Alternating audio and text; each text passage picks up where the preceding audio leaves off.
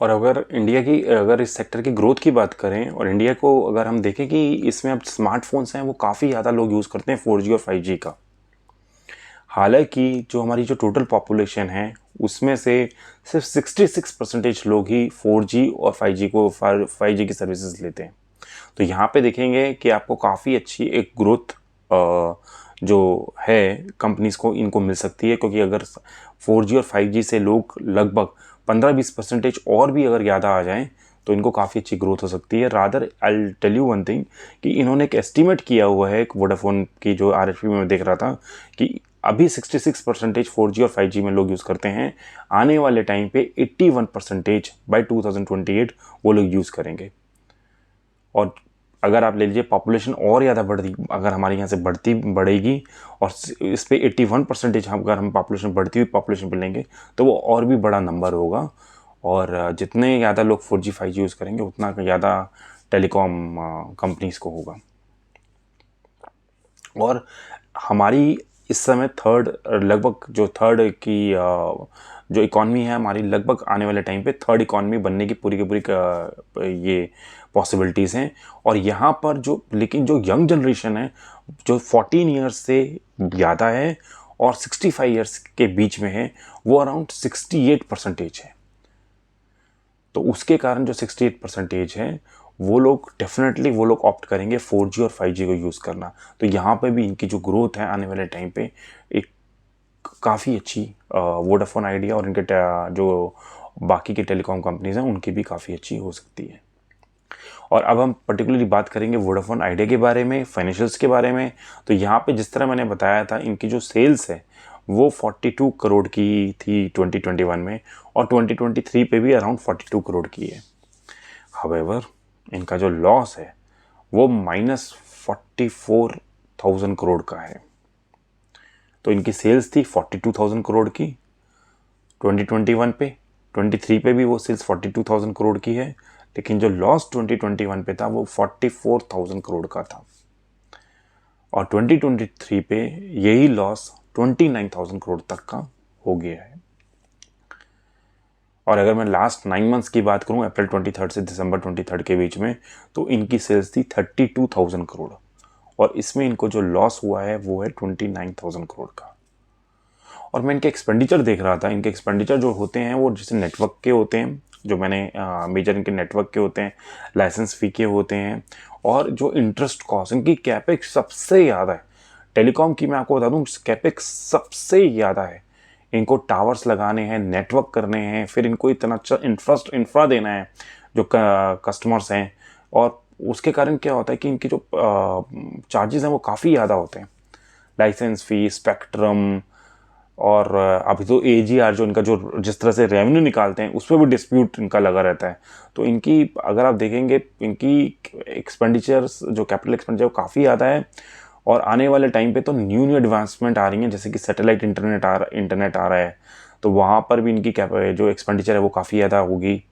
और उसके बाद तो अभी भी मैंने देखा था 3 डेज़ पहले ही कि चाइना में अब ये आ गया है कि आपको टावर लगाने की भी ज़रूरत नहीं पड़ेगी। आपको जो कम्युनिकेशन करना है विदाउट आप टावर से ही कर सकते हैं। तो ये अगर एक आता है ऐसे, अगर ऐसी चीज़ें आती हैं तो ये इनके लिए काफ़ी, हर एक टेलीकॉम जो कंपनीज हैं उनके लिए काफ़ी चैलेंजिंग होगा। और जिस तरह से पहले 2G था, 3G हुआ, 4G हुआ, 5G हुआ, और 6G 7G इस तरह से आएगा, तो इनको अपग्रेड करना बहुत इंपॉर्टेंट होता है।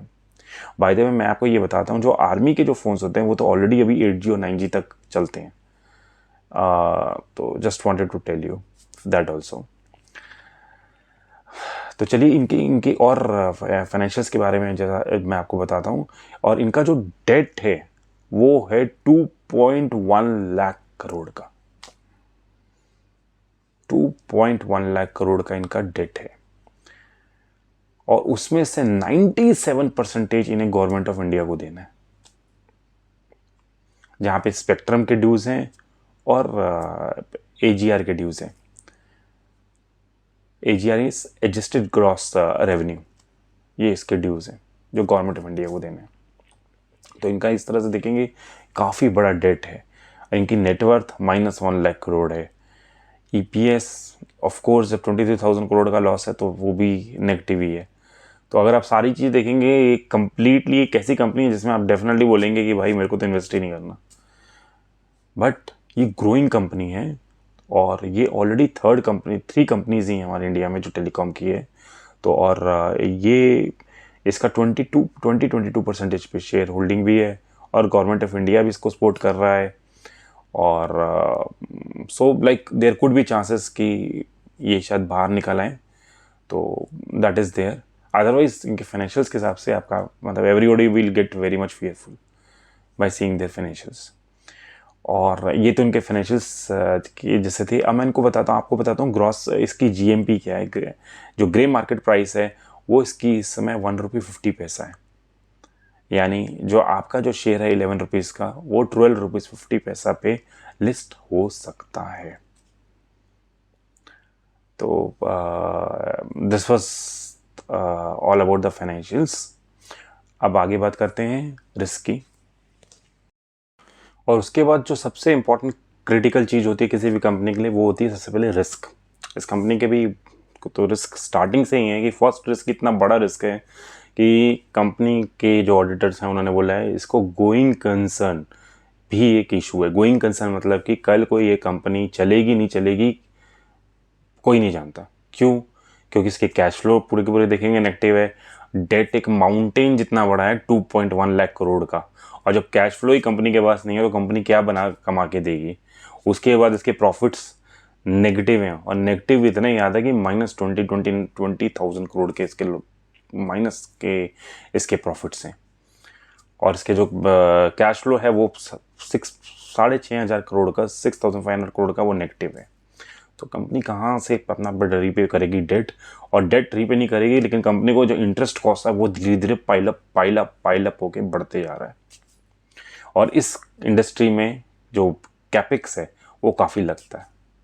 तो कंपनी कैपेक्स भी कहाँ से लेकर आएगी। तो इसलिए ऑडिटर ने बिल्कुल क्लियरली गोइंग कंसर्न इशू रखा हुआ है। तो which is very obvious after seeing the financials. फिर आप देखेंगे सेकंड एक बहुत बड़ा रिस्क है कि इस कंपनी के जो सब्सक्राइबर्स हैं वो लगातार रिड्यूस होते जा रहे हैं। कंपनी ने लास्ट 12 मंथ्स में अपने 1.7 करोड़ सब्सक्राइबर को लूज किया है। और कंपनी के अगर ये इतने सब्सक्राइबर अगर लूज हो रहे हैं लास्ट 12 मंथ्स में तो ये काफ़ी बड़ा रिस्क है क्योंकि कंपनी अभी अपने आप ब्रेक इवन भी कॉस्ट भी नहीं कर पा रही है। बट एक चीज़ जिसमें आपको ये देखनी पड़ेगी, सिंस FPO ये आ रहा है और कंपनी जो सब्सक्राइबर जो लूज़ किए हैं, अब कंपनी यदि अपनी इंफ्रास्ट्रक्चर में पैसे डालती है जैसे 5G में 4G में तो कंपनी के सब्सक्राइबर क्या पता स्टे करें और रिटर्न भी हों। ये भी हो सकता है क्योंकि ग्रोथ भी आएगी क्योंकि उसके बाद उनको टावर्स मिलेंगे, they can talk, they can have they can get the 5G services. तो इसलिए कि ये एक स्मॉल चेंज भी आ सकता है। That's why people are investing in this company. But like ये भी एक रिस्क है कि कंपनी के सब्सक्राइबर्स काफ़ी कम हो रहे हैं।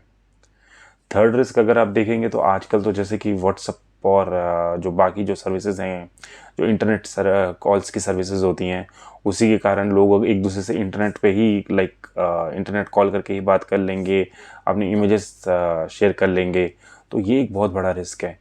और आने वाले टाइम पे तो अभी तो ये नेट हम ब्रॉडबैंड और इस तरह से वायरलेस देखते हैं, आने वाले टाइम पे तो सैटेलाइट इंटरनेट भी आ जाएगा।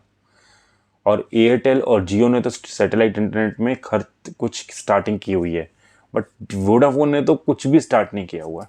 वोडाफोन को यहाँ पर भी बिल्कुल स्टार्टिंग से पैसा इन्वेस्ट करना पड़ेगा कल को अगर सैटेलाइट इंटरनेट का रेवोल्यूशन अच्छी तरह से आता है तो। फोर्थ अगर आप देखेंगे एक रिपोर्ट थी गोल्डमैन सैक्स की और उसने बिल्कुल क्लियरली बताया है कि वोडाफोन आइडिया को अगर भारतीय एयरटेल और जियो के साथ compete करना है तो नेक्स्ट 2 ईयर्स में 65 से 80,000 करोड़ रुपीस इनको स्पेंड करने हैं। 65,000 करोड़ से जो रेंज दी है या 65,000 करोड़ से 80,000 करोड़ के बीच में इन्हें इतना स्पेंड करना है। तो which is again a big amount.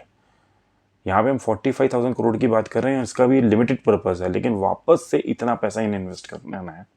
और ये हर बार FPO लेके नहीं आ सकते, मतलब इनको अपना कैश फ्लो से कुछ तो इंटरनल अप्रूवल्स बाद में करने पड़ेंगे।